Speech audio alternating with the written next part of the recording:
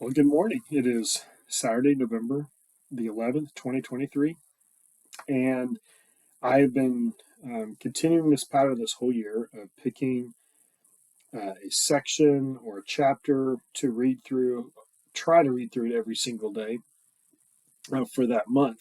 And this month, I picked Psalm 40, and I picked it because it was actually used as an old U2 song that we would listened to and sing in youth group years ago called 40.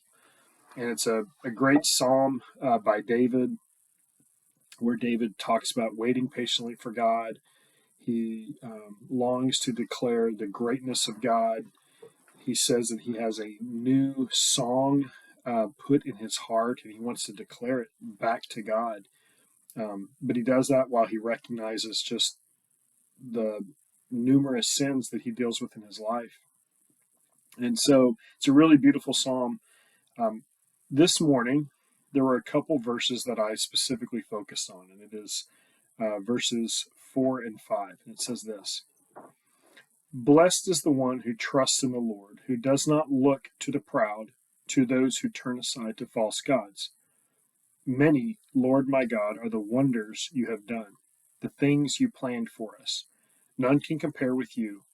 Were I to speak and tell of your deeds, they would be too many to declare. And a couple things popped out. One is that David says that there is tremendous blessing that comes upon the person who, deep within their heart, trusts God above false gods. Now, we are not tempted to bow down to idols like David in his time, that like the people were doing on a regular basis, falling into idolatry by worshiping things that they physically had made and copying the pattern of the nations all around them. But we have idols all around us, idols of wealth, idols of power, idols of self, idols of sex, um, you name it. We have all sorts of idols of independence, independence from other people, independence from God, that we are our own masters.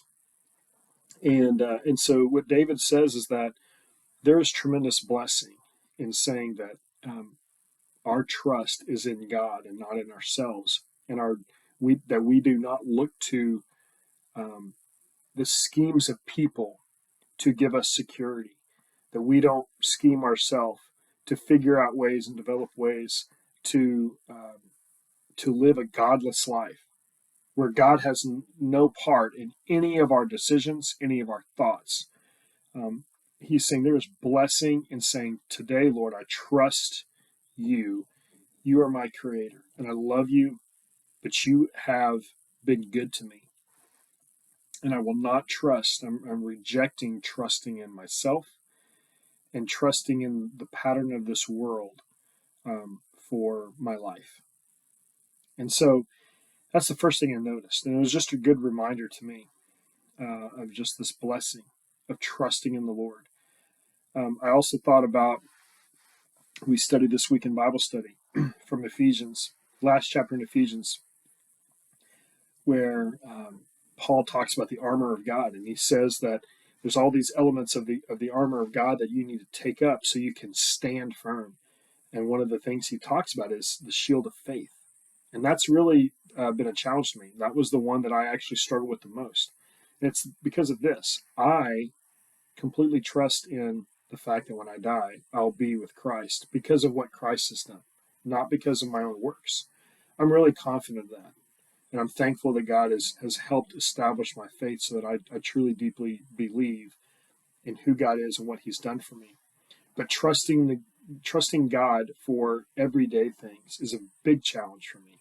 Trusting him in my work, trusting him with my children, trusting him in my marriage, trusting him to help me overcome sin and to put to death the flesh that just wants to pop up all the time. Trusting him just in all sorts of circumstances is really tough. So I take it back to the psalm, and David is reminding us that we need to trust in the Lord for every single thing. And so that is, but that is very, very difficult. So I want to grow in that. The last part is this, is that he says that none can compare with you.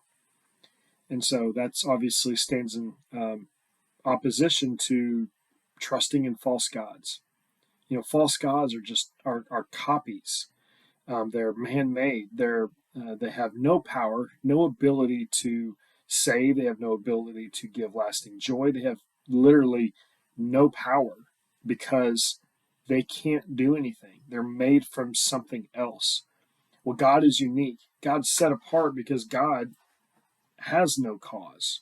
He is the cause. He is the one who made everything. And so it is such an important part of the Christian walk to set God apart from false gods, set God apart from any sort of idol, set him apart from his creation, from us, because he is unique, he is special, he is holy, he is perfect, he is blameless, he is righteous, and he alone is good.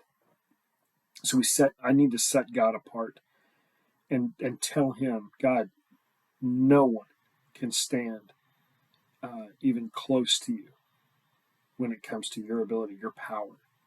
None can compare to you. That's my reminder today, and I want to walk in that. And I want to encourage you to have God set apart in your own heart because no one compares to him. Have a great day. Take care.